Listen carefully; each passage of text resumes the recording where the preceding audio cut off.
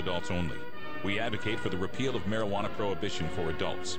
We discuss the science, culture, and controversy about America's marijuana laws. We do not advocate or encourage any illegal activity and advise all listeners to learn their state and federal marijuana laws by visiting NORML.org, NORML.org. Opinions and claims made by guests and advertisers of NORML Show Live are their own and do not necessarily reflect the philosophy and policies of NORML. Listener discretion is advised.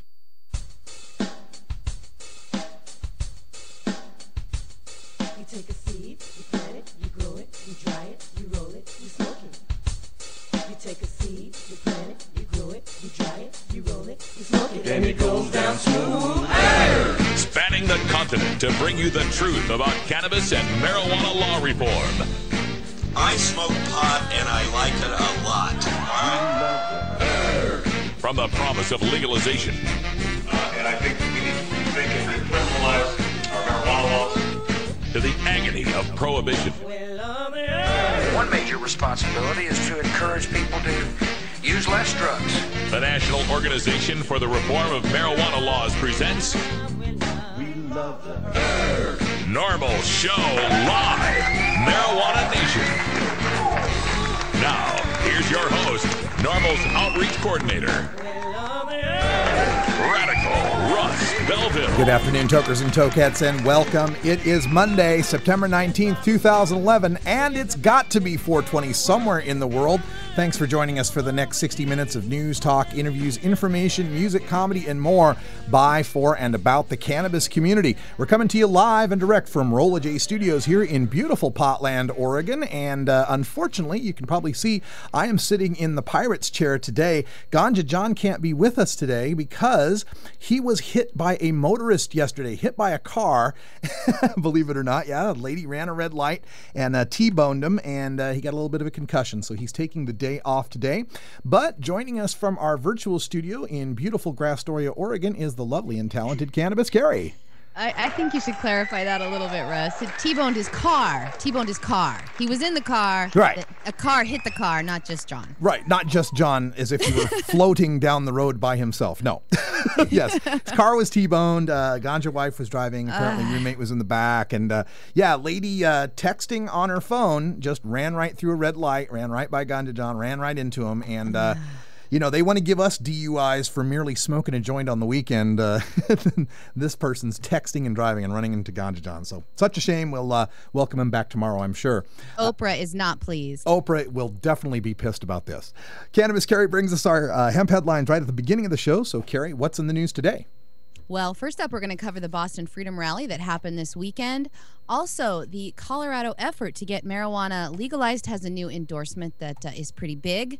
We're going to look at Montana's cardholder numbers and how they are being affected by that new legislation that was enacted this summer.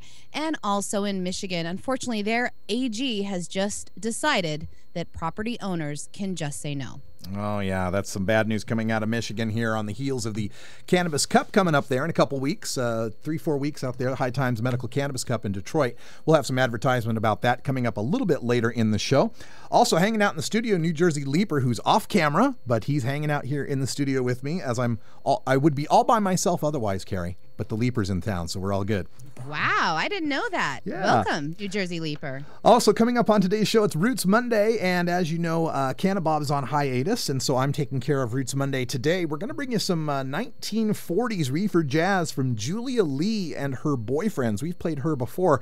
This song coming up is called I Didn't Like It the First Time, the Spinach Song. So we'll bring that up at 20 after. Then at half past, we got a little time for some grassroots activism. Kelly Maddie from Joplin NORML will be joining us. They have the Cannabis Revival taking place there, 2011 Cannabis Revival. I'll be flying out there this Friday to speak to them, so we won't have a NORML Show Live on Friday. I'll be there on Saturday and in Boise on Sunday, as well as Cannabis Carrie. And then at the end of the show, I got time to rant on the new Uniform Crime Report arrest numbers from the FBI. All that and more coming up today on NORML Show Live. This is NORML Show Live, the voice of the Marijuana Nation. Weedmaps.com. I'm Radical Russ from NORML. In my job as outreach coordinator, I travel every month, and when I'm on the road, I need a fast, accurate way to find the medical marijuana dispensaries in the area. So I turn to Weedmaps.com. Weedmaps.com has the best dispensary locator online or on your mobile device. Search by zip code or let Weedmaps find you, and in seconds you'll have the addresses, phone numbers, and customer service reviews for the medical marijuana dispensaries in the local area. Weedmaps.com also has a section devoted to helping you find a doctor who understands and recommends medical marijuana under your state's law. You can even check prices on the Medical Marijuana Stock Exchange. Coming soon, you'll even be able to find the listings of NORML attorneys and chapters, local head shops and grow shops, and the best weed-friendly businesses. Weedmaps.com has the information you need to be an informed cannabis consumer. Visit Weedmaps.com today, a proud sponsor of the NORML Network. Inhaling deeply of the sacred smoke.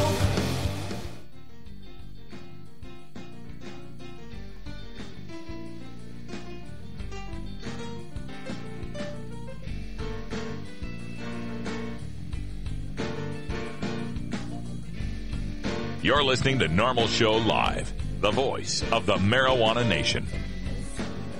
The law offices of Omar Figueroa would like to remind you to stand up for your rights. Please do not give up your precious liberties. There's nothing wrong with standing up for our constitutional rights, and in fact, it's the only way to honor the Constitution that gives us these precious rights. Treat law enforcement with respect and respect the Constitution by standing up for your rights. If you are detained or arrested, stand up for your rights by repeating, "I respectfully invoke all of my legal and constitutional rights. I do not consent to any search or seizure. I want to remain silent, and I want to speak with my attorney, Omar Figueroa." Omar Figueroa has more than a decade of experience in federal and California courts and graduated from Yale University, Stanford Law School, and Trial Lawyers College. Please contact the law offices of Omar Figueroa at 415-489-0420 or 707-829-0215. or on the web at www.omarfigueroa.com.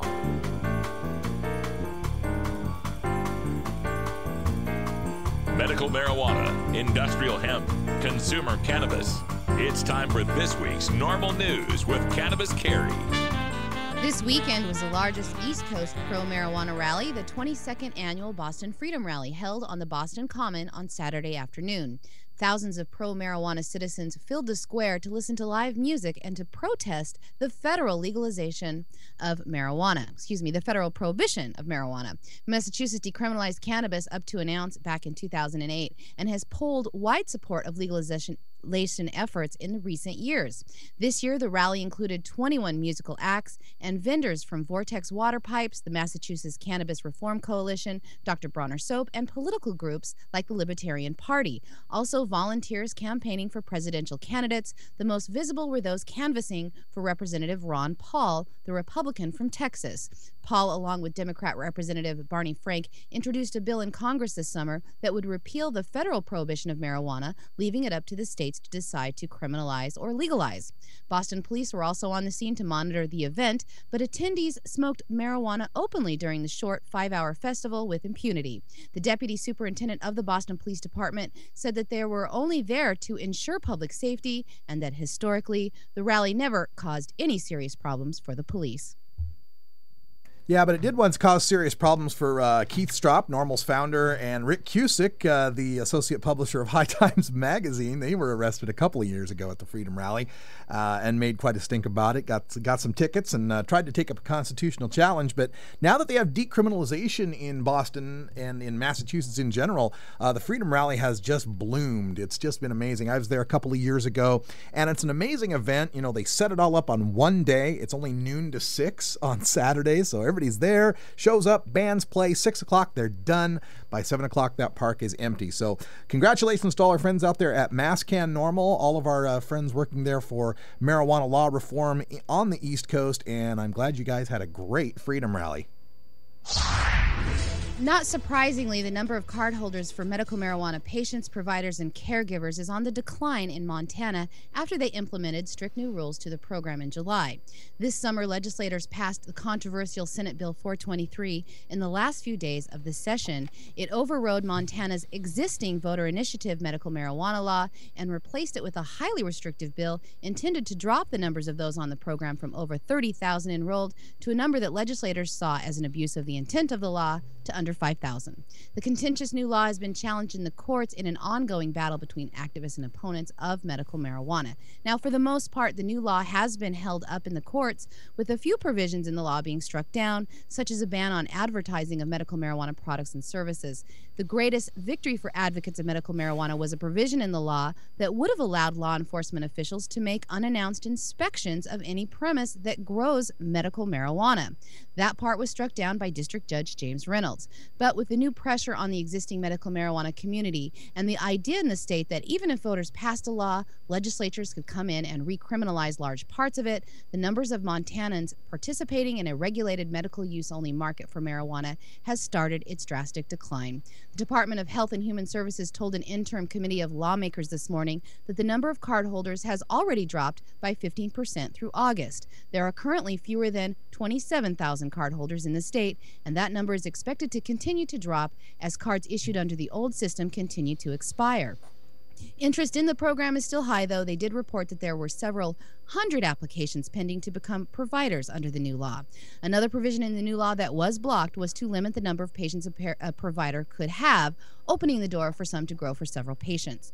The Montana Cannabis Industry Association is quick to point out that a drop in the number of people enrolled in the Montana Medical Marijuana Program does not mean there are fewer that use marijuana, but it is increasing the number of illegal users in the state. There is an effort to repeal the new medical marijuana law enacted by the legislature this summer. That group is called Patients for Reform, Not Repeal. They are gathering signatures for Referendum 124 that would be on the November 6, 2012 general election ballot, provided they get enough signatures. They state that patients that are the people that are affected most by the actions of the 2011 legislature, so they must have a vote in the discussion. They say voter passed the law in the first place, and they should have a say on any changes that are made in the law. You can find more about their efforts or donate to their cause and find out where you can sign the petition to get it on the ballot in 2012 at patientsreform.org. You know what make this a whole lot easier for us is if these lawmakers, with all their great experience in medical science and all the studying they did at medical school, it'd be great if these lawmakers would just tell us how many medical marijuana patients there's supposed to be. Right, because they're always complaining there's too many. Here in Oregon, we got 50,000. Oh, that's too many. In Montana, oh my God, they got 30,000. Oh, it's too many. How many are there supposed to be? Like how many people are supposed to be on Lipitor? How many people are supposed to be on Prozac? How many people are supposed to be on Dilaudid? Because apparently when it comes to medical marijuana, there's some magical number that we keep going past, and it upsets them, and they say there's too many, and they come up with these terrible restrictions. Folks, the only reason they're coming up with these restrictions is because they continue to operate, and we continue to allow them to operate under the frame that marijuana is the medicine of last resort. And it's because of that frame, last resort medicine, that they think, oh, there must be too many people here. Look at all those people. Couldn't they take Vicodin? Couldn't they take some other OxyContin or something instead of that deadly, dangerous, dastardly marijuana? The point is that marijuana should be the medicine of first resort, and the fact that there are tens of thousands of people, and in California, hundreds of thousands, millions of people that want to use cannabis instead of toxic, addictive, side effect-laden pharmaceuticals, that's a good thing. That's not a problem of abuse. That's a situation where people are discovering the healthier alternative, the safer alternative, and choosing to medicate with an herb rather than some terrible man-made addictive toxic pharmaceutical chemical. This is so frustrating about the whole medical marijuana situation, and they keep trying to ratchet it down, tighten it up. And as I've been telling you people, if you keep going for just medical marijuana, they're going to make your marijuana very, very medical. And last week, the effort in Colorado to regulate marijuana like alcohol got a big endorsement. The ACLU of Colorado announced its endorsement of the campaign that would have Coloradans enjoying legal cannabis like they enjoy legal alcohol. The effort that is sponsored by SAFER's Mason Trevert, who we've had interviewed on the show recently, has already passed 60,000 signatures gathered. If it passed in the 2012 election, the effort would remove the penalties for adult possession, limited cultivation and use, and business applications of marijuana, along with the freedom for farmers to grow industrial hemp. It would also become a constitutional amendment, a strategy that activists say has served them well with the legalization of medical marijuana. On their website, the Colorado ACLU states that prohibition is not a sensible way to deal with marijuana, and the campaign to regulate marijuana like alcohol is intended to move Colorado toward a more rational approach to drug laws. The ACLU also points out the incredible waste of scarce public resources in the criminal justice system by treating cannabis consumers as violent criminals. The ACLU says that supporting legalized marijuana keeps with their mission of promoting and defending an individual's rights and freedoms. The ACLU endorsement comes as a welcome addition for the efforts to legalize marijuana like alcohol in Colorado as the largest organization in the state to do so. It lends credibility to the issue and sends the message that it is a mainstream issue that deserves the voters' attention. You can read the full text of the initiative, donate to the cause, or find out how to get more involved at regulatemarijuana.org. They are trying to get more than 140,000 signatures to ensure they will qualify for the ballot, more than twice they have right now, but they need about 86,000 valid to get on the ballot. So please get involved, sign the initiative if you live in the state. It's very important to sign these petitions, whether you plan on voting for them or not. They need to be on the ballot. So that is regulatemarijuana.org. All right, check that out. And kudos to the ACLU of Colorado for getting on board with this. And I want to see more organizations getting on board with the nascent efforts to legalize in all of these states: Oregon, Washington, California, Colorado, any state that's looking at legalization. It shouldn't just be the ACLU jumping on this. How about the National Rifle Association? I know you're thinking, what? The NRA? But think of how many people's Second Amendment right to bear arms are taken away from them because they have a felony conviction for growing a marijuana plant. How many people, the medical marijuana patients in this state who are under attack by the sheriffs that don't think drug addicts should be allowed to have their firearms.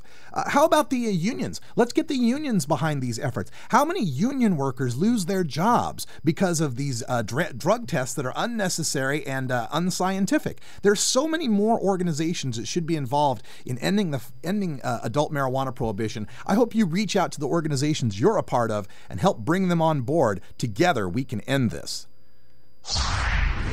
The Attorney General of Michigan, Bill Schuette, issued an opinion last week that said that the owner of a hotel, motel, or even an apartment building or complex can prohibit the smoking and growing of marijuana plants anywhere within the facility. The state's top lawyer made that legal decision on Thursday, claiming that imposing such a prohibition does not violate the state's Medical Marijuana Act that was approved by voters in 2008. The legal opinion was prompted by Republican Senator Rick Jones, who asked for the input of the Attorney General on the issue. He says that it was demanded by his constituents. In his opinion, Schuette said that property owners can prohibit smoking marijuana or growing marijuana within their privately owned facilities, since all marijuana-related activity remains illegal under the Controlled Substances Act. He said that since the federal government remains free to enforce the criminal provisions of the Controlled Substances Act, that property owners who allow their properties to be used by patients or caregivers for the purpose of using or growing marijuana could be subject to prosecution, civil forfeiture, or other penalties. He also said that smoking marijuana on a property may make the other tenants or guests concerned for their own or their family's personal safety. He said property owners have a right to respect the preferences of other guests and tenants within a facility. He said that marijuana smoke has a strong and distinctive odor which may offend other persons using a facility or discourage future occupancy. He finished up by saying that his conclusion is consistent with the treatment of employers under the MMMA, since employers do not have to accommodate the use of medical marijuana in the workplace or even allow an employee to work under the influence of marijuana.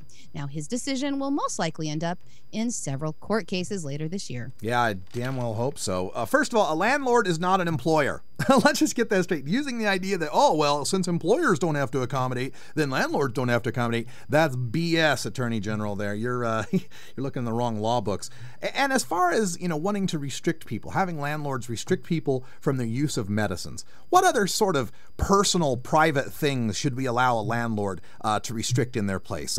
I'm sorry, I don't like the way you particularly have sex. I find it offensive, and you can't rent here. Oh, I don't like your particular religion. I don't like the way you believe. You light those incenses for your whole Buddhist thing, and it has a distinctive odor that the other residents don't seem to like. Oh, your family's Korean and cooking kimchi. Yeah, that's a terrible, terrible odor. That boiling cabbage odor. The rest of the people don't like that. We can't rent to any Korean people out here, and we certainly got to worry about the danger that's being the danger that other people in the apartment or the hotel might suffer. So we can't rent to any cigarette smokers because they're secondhand smoke. That's really dangerous, and we can't rent to anyone who drinks alcohol, because it's been shown statistically that alcohol leads to domestic violence and crime and other sorts of problems in society. So let's just make it so that landlords can't rent to anybody but Ozzie and Harriet, the nicest families in the world. Let's discriminate against everybody in the state of Michigan, and especially those people who might be treating epilepsy or cancer or AIDS with a plant. Oh, it's sick. We got to take a break here, hanging out with New Jersey Leaper, and when we come back, it's time for Roots Monday. Julia Lee and her boyfriends with some Reefer Jazz. See you in a minute. It's 20 after the hour, and we have to take a short break, if you know what I mean. Please support these sponsors who support Normal Show Live. Oh, have you ever met that funny reefer man? A reefer man. Have you ever met that funny reefer man? A reefer man. If he said he swam to China, he would sell you South Carolina. Then you know you're talking to that reefer man.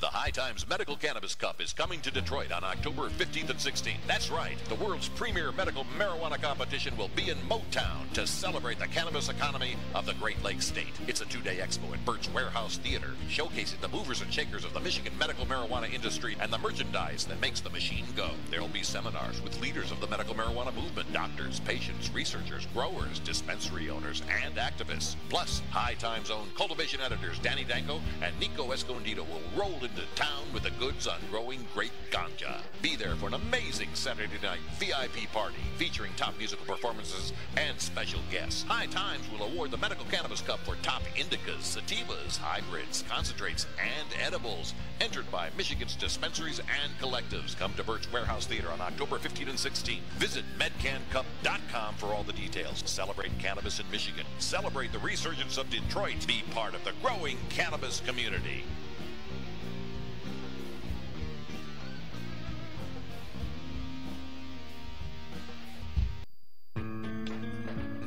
I'm Alan St. Pierre, Executive Director of Normal.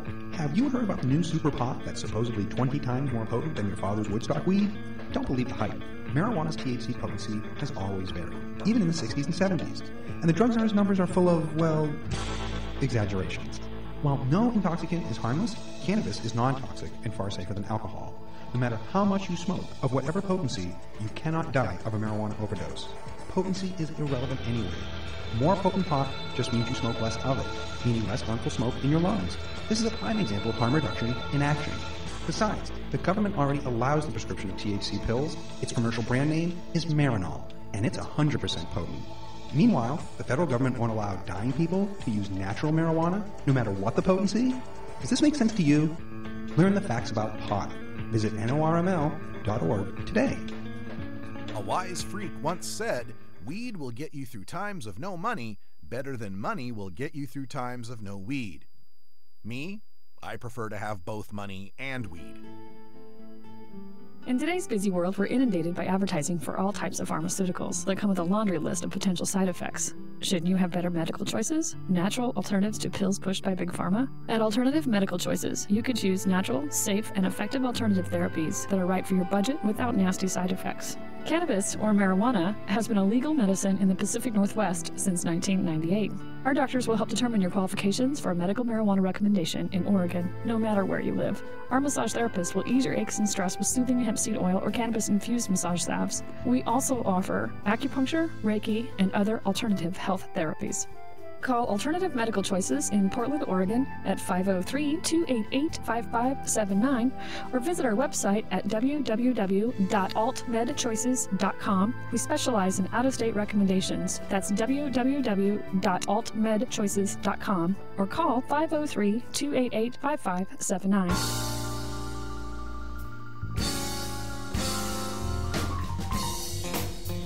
It's time for your daily Toker Tunes, the best in 420 friendly music from all genres that uplifts, entertains, and informs the public. Today we bring you tunes for Roots Monday, our celebration of the music that evolved into the popular modern music of today. We pick the best of blues, country, folk, and jazz with a 420 feel and serve it up for you every Monday. If you'd like to submit your song to be played on Normal Show Live, send it to us at stash@normal.org. Now here's some more great independent marijuana music for today's Daily Toker Tunes. All right, folks, welcome back. I'm so pleased to be able to take over the Roots Monday duties for a little while because I love this music, and especially the reefer jazz music and the reefer blues that go all the way back to the 1920s, 30s, and 40s. And today we bring you some music from Julia Lee. Now, Julia Lee was born on Halloween Day in 1902 in Boonville, Missouri. Kind of appropriate since I'm headed out to Joplin, Missouri this weekend, and we've got Kelly Maddie from Missouri on the air today. So from Boonville, Missouri, she was raised in Kansas City, began her career in about 1920, singing and playing piano. She recorded in 1927, the very first time, and began a solo career in 1935.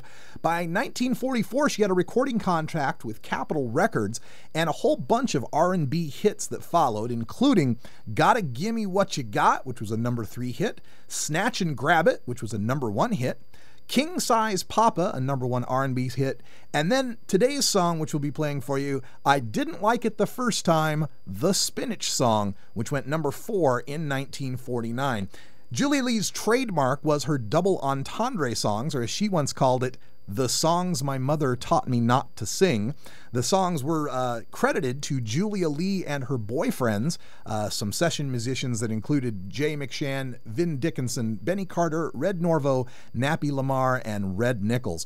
Her hits dried up after about 1949, but she continued to be one of the most popular performers in Kansas City till her death at the age of 56 in 1958 from a heart attack in San Diego, California. So without further ado, we turn it over to the Reefer Jazz. This is Julia Lee and her boyfriends with I Didn't Like It the First Time, the Spinach Song. And remember, they're not really talking about spinach. Spinach has vitamin A, B, and D, but spinach never appealed to me. But one day while having dinner with a guy, I decided to give it a try. I didn't like it the first time, it was so new to me. I didn't like it the first time, I was so young, you see. I used to run away from the stuff, but now somehow I can't get enough. I didn't like it the first time, oh how it grew on me. I didn't like it the first time I had it on a date. Although the first was the worst time, right now I think it's great. Somehow it's always hitting the spot, especially when they bring it in hot. I didn't like it the first time, but oh how it grew on me.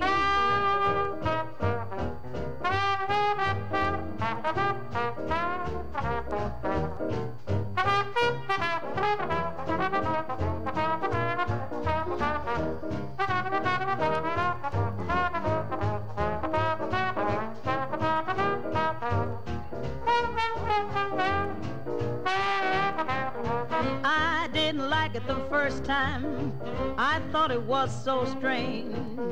I wasn't getting much younger, so I just made the change. No longer is the stuff on the shelf, 'cause now I make a pig of myself. I didn't like it the first time, but oh how it grew on me.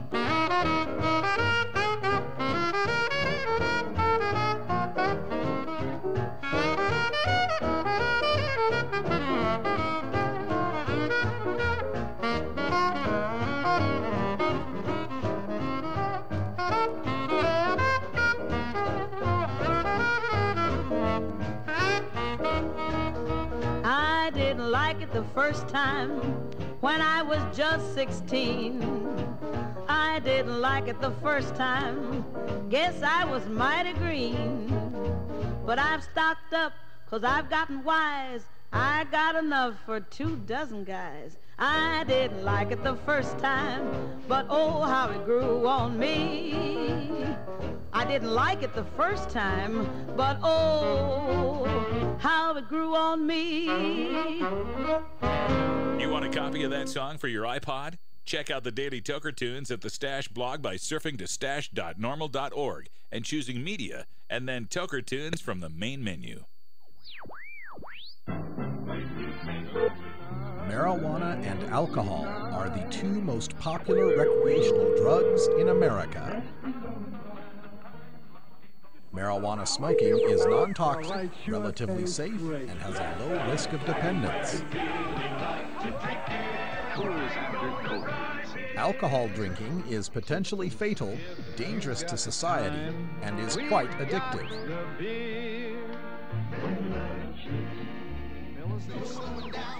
Marijuana is safer, so why are we driving people to drink?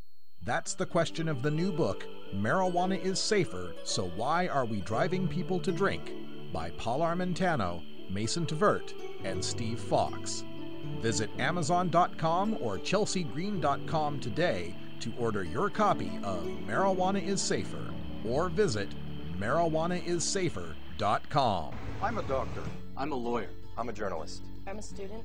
I'm a teacher. I'm a representative. I have cancer. The outdated laws of prohibition are more dangerous than the plant itself. I lost my scholarship. I was fired. 20 million arrests since 1965. This is getting ridiculous. Our prisons are overcrowded with non-violent offenders. We have the opportunity to change. This is costing our country billions of dollars. Making my family and I fight in a courtroom is difficult enough when I'm already fighting through chemotherapy. There's no reason to be scared by tradition anymore. We can stop this. We can stop this. We are the American people. We can stop this, and you have our support. We're old, young, straight, gay. We're every race and nationality. And we're not going to give up. You can tax it. You can regulate it. Apply age restrictions. You can create millions of new jobs. We can save our economy. President Obama? It's time for legalization. Legalization. Yes. We can. Haven't seen anything like this since Anita Bryant cut. Ever wonder how often to change your bong water? The most effective method for baking pot brownies? The best destinations for a ganja getaway? How to hide herb in your car? Whether to grow your own? How precisely to legalize it? Or how something as wonderful as marijuana ever got to be illegal in the first place? Finally, you can find all these answers and much more in the official High Times Pot Smoker's Handbook, featuring 420 things to do when you're stoned. Since 1974, High Times magazine has covered marijuana in all its aspects and wonders, from cultivation to legalization to the herb's enduring and exalted place in popular culture. Packed with inside information, the official High Times Pot Smoker's Handbook rolls all of this collected wisdom together into a single indispensable ganja guide, including an entertaining look at marijuana's history, profiles of herb-friendly travel destinations and festivals, favorite potluck recipes from the High Times staff, smoking skills, advocacy and activism, essential marijuana movies and songs, profiles of famous cannabis strains, comprehensive growing information, celebrity endorsements, and much more. This is truly, finally, the ultimate guide to green living.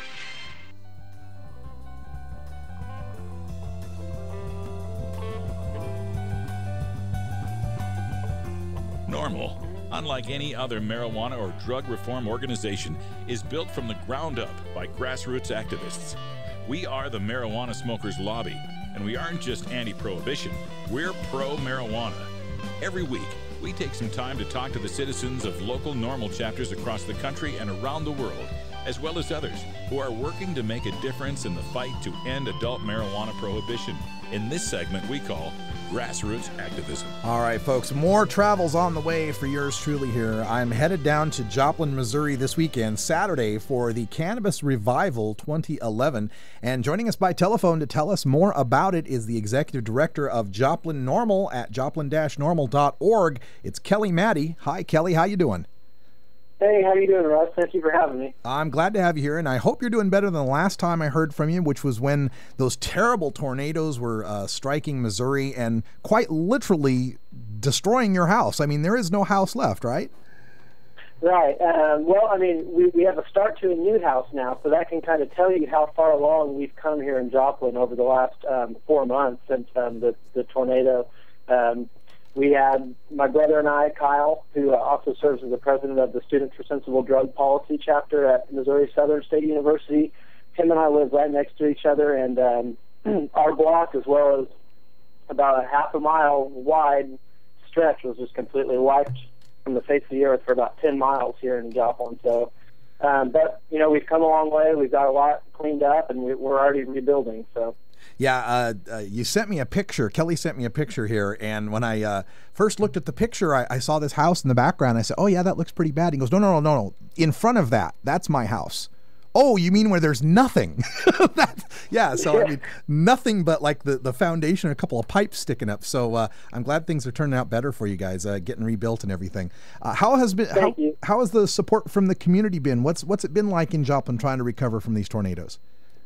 It's been great. There's, I think, along with the rest of my age group and probably, people that are involved in more cultural aspects of things here I've always kind of talked, crap on Joplin as far as it not being a place where they want to live the rest of their life. But after seeing kind of how everybody came together and we all rallied and pulled each other out of the rubble and, were able to rely on each other for relief efforts before really anything official or government sponsored really got underway here in Joplin. So, seeing that in the community is, as much as I am not an organized religion person, seeing the churches doing what they're supposed to be doing and taking care of people in the community, it's really heartwarming. So we're doing good. We have, a lot of our businesses are rebuilding. We have some very interesting things going on as far as the logistics for rebuilding and streetscaping, incorporating more green energy ideas and lead certified ideas in architecture here. So I think we have a lot of good things going for us. That it's horrible that it took all this to happen, but it's also a silver lining that we get a brand new start like this too. So. Yeah, just turning it all around. That sounds good. Now, Kelly, as far as this cannabis revival goes, let's tell people the details on it. Where is it at? What time? What do they need to know? Sure. The Cannabis Revival, it's our 12th year in Joplin. It's at Landreth Park Amphitheater, which is in North Joplin, part of the city that wasn't affected by the storms in May. It's on September 24th, this Saturday. It starts at 12 o'clock. It'll go all the way till 11 o'clock, and we'll also be having an after party at a local venue, the Kitchen Pass Patio, which will have more music and more information and merchandise, that kind of thing. But there'll be bands all day.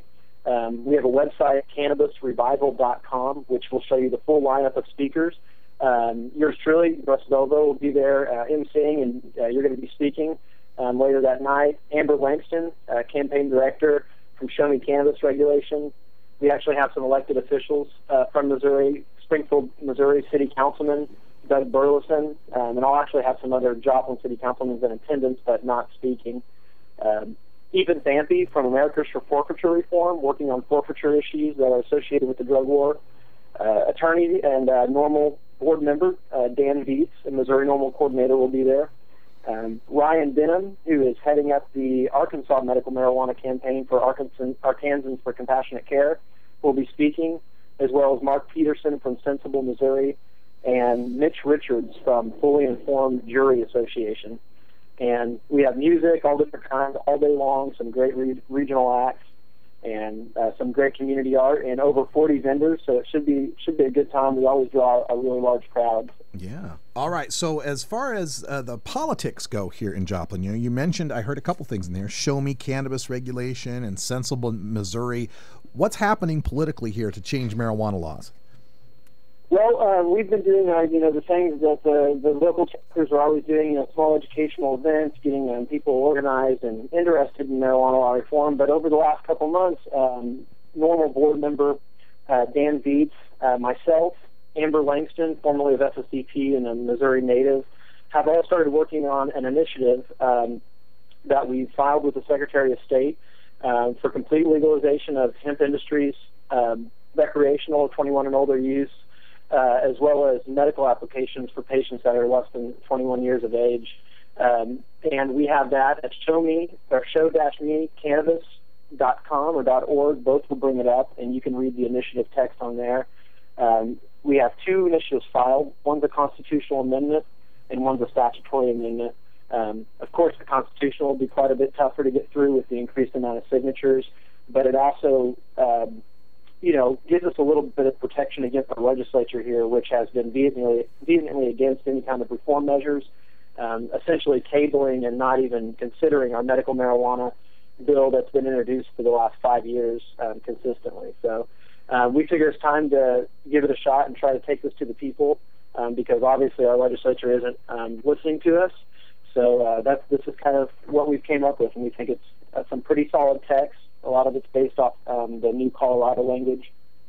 and some other tailored things that we thought would be strong political points here in Missouri, such as a strong states' rights portion of the initiative, verifying that Missouri has the right to do what they wish with the marijuana laws and doesn't have to enforce federal laws. And we have a strong agricultural community here, so I think there's a lot of that in the industrial hemp aspect of it that we can really play on messaging, and we're hopeful. So we're going to be hearing back from that hopefully in the next week or two as far as certification from the Secretary of State. All right. Well, we're looking forward to that. And, we just had our Portland Hemp Stock a couple of weekends ago, and there was a member of Show Me Cannabis that came out and spoke on one of the Hemposium panels, John Payne, I think his name was. And he, in talking to him privately, he said what I've heard from a lot of people, and that is that the politicians in your state, the legislature, are far behind where the people are on this issue. Have you done polling of the people of Missouri to find out what their support is for medical marijuana, and how sanguine are you on the chances of getting these on the ballot and passing them? Well, I'm a political realist, and I understand that for full tax and regulation, we are going to, of course, have some issues with public polling. But what's the bright spot is we've seen through our polling over the last 3 or 4 years when we've been working towards our medical issue, we've had tax and regulation in a variety of ways being asked on some of that polling, and we've seen a consistent rise as we've seen it throughout nationally of about 9 to 10 points here in Missouri. We're going up to 45% now for support of fully taxing and regulating marijuana. So while that isn't a winning number and it's not the golden number that we need to pass a campaign, of course, we hope public education will at least give us a formidable campaign, and if anything, move our messaging up the field so that way for later on when we can establish ourselves a little bit more, we have a better shot at it. But that doesn't mean we aren't going to be trying our darndest to get this on the ballot. We do have some funding through a funder for the PAC that we've established here, Show Me Cannabis Regulation. So we are cautiously optimistic that we will have funding to complete the signature drive and possibly place this on the ballot for November 2012. And with the tax and reg campaign, I mean, in the middle of the heartland, it's definitely not a shoo-in, but we're interested to see what we can do with our messaging and if we have a fighting chance to get this thing passed here. Yeah. Well, we hope you're fighting for it, and when people bring these initiatives up in states like, I'm going to Idaho as well that weekend, and we talk about Idaho and Missouri and Oklahoma and all these states that most people that are reformers, especially on the West Coast or East Coast, might look at and go, no way in hell, no chance in hell we're ever going to get anything there. Let's not concentrate there. And I always think that's a mistake, because I believe that when we're talking about it, we're winning. And all that needs to happen in some of these states, especially the more conservative states, is for the conversation to begin. And I like what you mentioned earlier about focusing on how you would pass this in a more conservative, more rural, more, if you'd call it, red state, by focusing on things like states' rights issues. Are there other ways that you guys have planned on, promoting these messages with respect to the Missouri population that might be different than how we do it out here on the West Coast?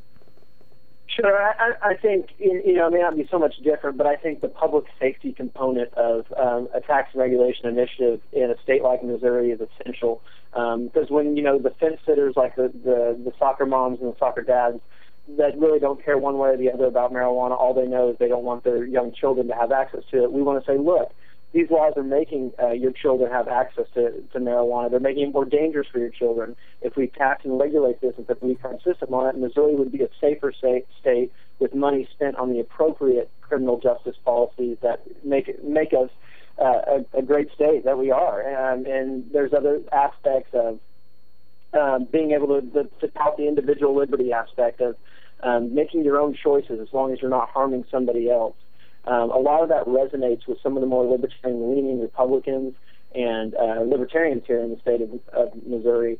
And to be honest, a lot of that's really starting that argument as far as individual liberty and as far as having the government involved in too much already, I think is really kind of starting to grasp cross party. It's something that the American people are really starting to get, I think, as a whole.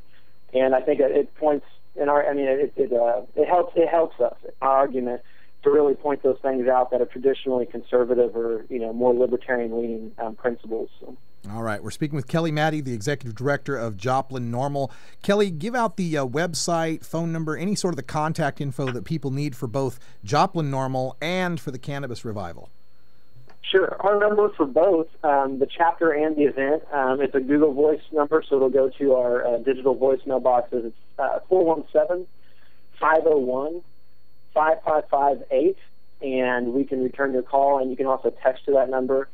You can visit us on cannabisrevival.com, and that has links to all of our social networks. We're very responsive digitally, so if you need to reach us about inquiries before the event on Saturday, be sure to send us a note on there or on our Facebook, and we'll be sure to promptly get back to you.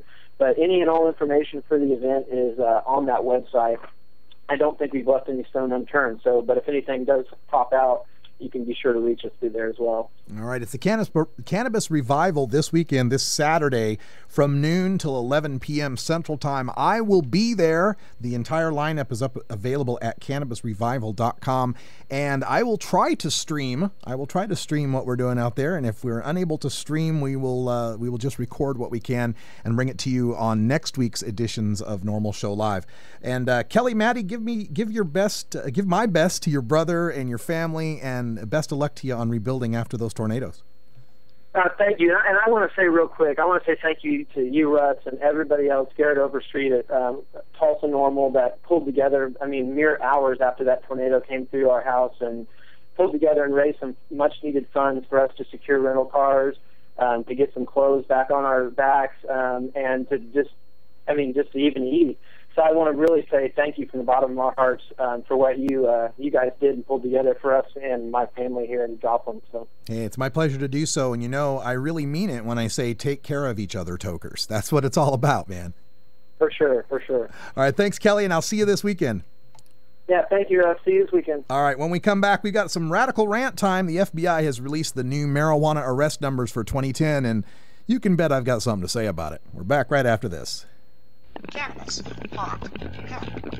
Just say no. No matter what you call it, it's a huge part of popular culture. Where'd you learn that, Cheech? Drug school. You don't need weed school. You just need a copy of the new book, Pot Culture, the A to Z Guide to Stoner Language and Life. Hey, this is great, man. Even if you never smoked marijuana. I never used marijuana. Sorry. Don't think you smoked marijuana. I experimented with marijuana a time or two and didn't inhale. Or you used to smoke marijuana. I inhaled frequently.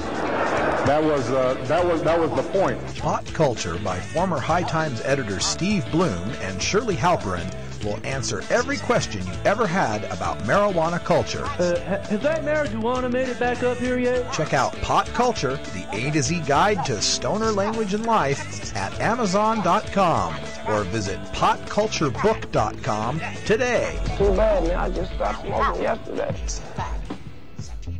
Sir, do you think there will or should come a time for us to discuss the possibility of legalization and regulation and control of all drugs, thereby doing away with the violent criminal market as well as a major source of funding for international terrorism?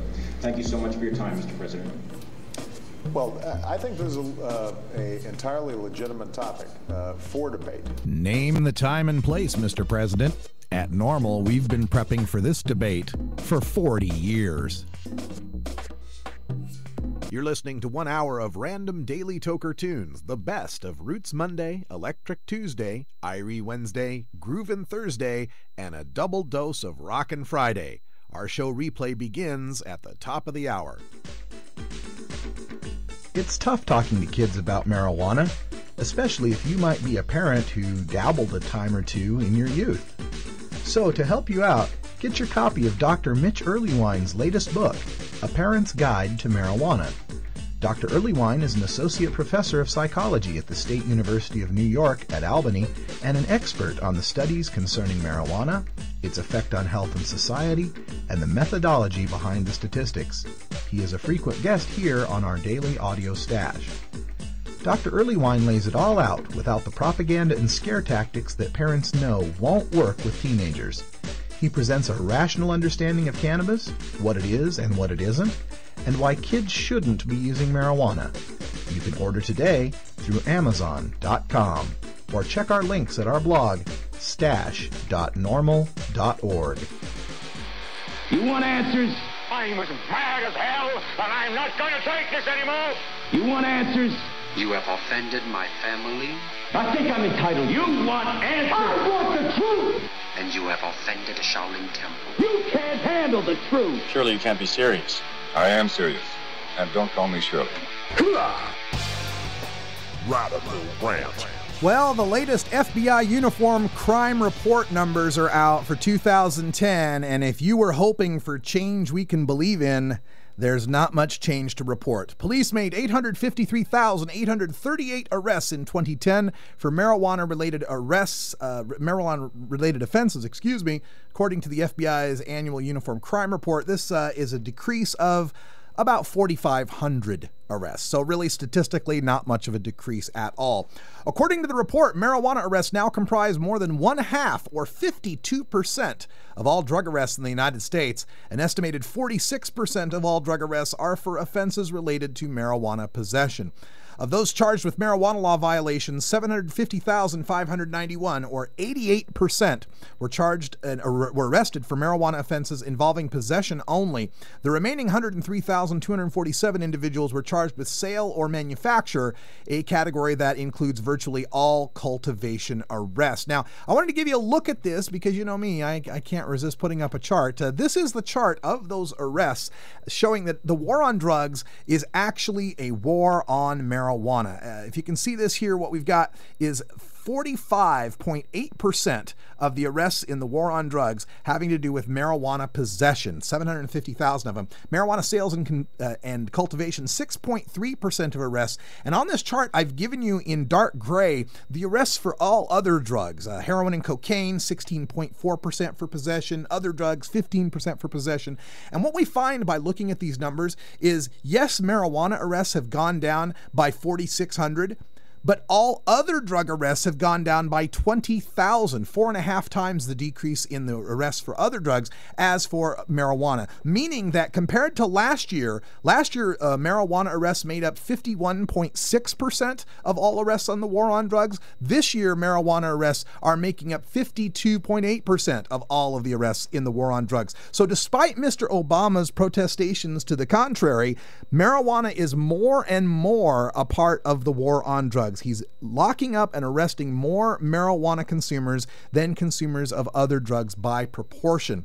And when we look at the proportion of drug arrests for possession versus manufacture, when it comes to marijuana, many, many more people are arrested for possession than are arrested for other drugs for possession. With marijuana, 88% of the arrests are possession only. With all other drugs, it's about 75% of the arrests that are possession only. So not only is it a war on marijuana, but primarily a war on marijuana consumers. We can see this in the arrest chart since 1970. What you're looking at are all the marijuana arrests in America since 1970, with 853,839 in the year 2010. This gives us a total of 21,673,158 people arrested for marijuana since 1970. Over 21.6 million arrests since 1970.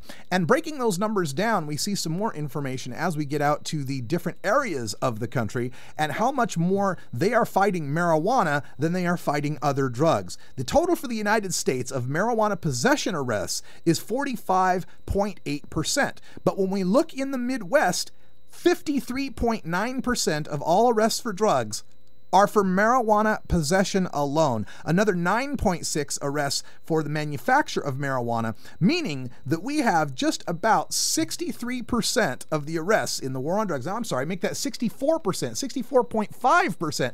Nearly 2 out of 3 arrests in the Midwest in the war on drugs are for marijuana. And it's not much better in the South. With the South, again, the majority of all drug arrests are for marijuana possession, 51.5%. Add on another 5.4 for manufacture, and we've got about 57% of the people in the South being arrested for marijuana. Now, marijuana arrests are lowest in the West, not surprisingly. Only 33% of all drug arrests in the West are for marijuana possession, with another 5.5% for the growing of marijuana, making about 39% of all arrests in the West in the West are for marijuana. Now, compare that to the arrests for cocaine or other dangerous drugs, which are about 21% and 27% respectively, and we find that in the West, marijuana is much less a part of this war on drugs than it is everywhere else in the country. And a lot of this has to be put at the doorstep, laid at the doorstep of the medical marijuana laws. The fact that we have Californians, Oregonians, Washingtonians, Montanans, Nevadans, New Mexicans, Coloradans, who are all immune from arrest for their possession of marijuana. And that makes these statistics even that more frightening. You know, for those that would say, well, you know, the arrests aren't going up for marijuana, consider all of the people that are protected by medical marijuana laws, and yet arrests still stay steady or go up. For example, if we have 50,000 medical marijuana patients here in the state of Oregon, that's 50,000 people that can't be arrested for marijuana, and yet marijuana arrests in my state of Oregon continue to go up. The same story can be told in California, where there's anywhere from 750,000 to 1.125 million medical marijuana patients who are immune from arrests, and yet the arrest numbers in California remain steady or go up. So we have to imagine that without the 16 states and the District of Columbia that recognize medical marijuana, these marijuana arrest numbers would be much, much greater than they are today, maybe even approaching 1 million arrests. So when the federal government wants to turn to you and say that we don't really lock up marijuana consumers, we really don't go after marijuana, you can just look at these numbers and point them back to them and show them that yes, indeed, we do go after marijuana consumers, and we go after them more so than we go after consumers of any other illicit substance in this country. Now, a lot of our opponents will also point out that these medical marijuana states might be a bad message for the children, but looking at the latest numbers from the government as well on the National Survey of Drug Use and Health, we find that marijuana use rates have gone down for the population as a whole, for teenagers especially, and more so in the medical marijuana states than they have gone down in the other states. Now, for some scary numbers to put to you from this FBI Uniform Crime Report, they also track violent crime in America. How much violent crime do we have in America? And for the sixth straight year, we have had a decrease in total violent crime arrests, down to 552,077 arrests for violent crime. However, that does not mean there is less violent crime. In fact, violent crime rose last year from 1.13 million crimes reported by police to 1.246 million crimes reported by police. What this breaks down to is if we look at how many arrests we had versus how many violent crimes we had, we are now arresting less than half of the people involved in violent crimes. That is, less than half of the violent crimes result in arrest in America. 44.3% of all violent crimes reported to police resulted in an arrest. Now, last year that was 51.45%. For the 3 years prior to that, it was below 50%. And looking back through this chart all the way back to the 1970s, it's rare. In fact, we never find any number greater than 58% of violent crimes turning out to an arrest. So when we have less than half of our violent crimes leading to arrest, do our police really have the time to be shaking down college kids with a dime bag? When we have less than 1/4 of all rapes leading to a criminal conviction, do we really have the time and the resources for our police officers to be shaking up black and brown kids in the ghettos and shaking them down for a marijuana possession arrest? Because that's primarily who's getting arrested for this as well. I say no. I say it is time to start putting some of this effort from trying to stop people and futilely trying to stop people, over 25 million people in this country, from smoking marijuana this year. Rather than putting all our effort toward that, how about we put some of that effort toward solving these violent crimes? How about we get that arrest rate for violent crime up above 60% for once? How about we start protecting and serving the people in this country rather than searching and arresting the people in this country? These FBI Uniform Crime Report numbers are available up at our blog at stash.normal.org. You can also look at the Normal website, normal.org, for Paul Armentano's write-up on these figures. Enough is enough. This is not the change I voted for. This is not what I was hoping for. This is not the change I can believe in. Mr. Obama, it's time to take marijuana out of the war on drugs and put those resources toward real crimes. I'm Radical Russ. Thanks for joining us here in the studio, hanging out here with New Jersey Leaper. We're going to call it a day. For those of you listening on the podcast, we'll be back tomorrow with more news and interviews you can use. There will be no show on Friday. I'm flying out to Joplin, Missouri. On Saturday, check the stream to see if I'm able to get you some live coverage at the Cannabis Revival. Check Sunday to see if I can get you live coverage of the Idaho Hope Fest, Idaho's first hemp fest. And for Cannabis Carry, I'm Radical Russ. Until next time, take care of each other, tokers. We love the earth. This is Normal Show Live, the voice of the Marijuana Nation. You take a seed, you plant it, you grow it, you dry it, you roll it, you smoke it. You take a seed, you plant it, you grow it, you dry it, you roll it, you smoke it. You take a seed, you plant it, you grow it, you dry it, you roll it, you smoke it, and it goes down smooth.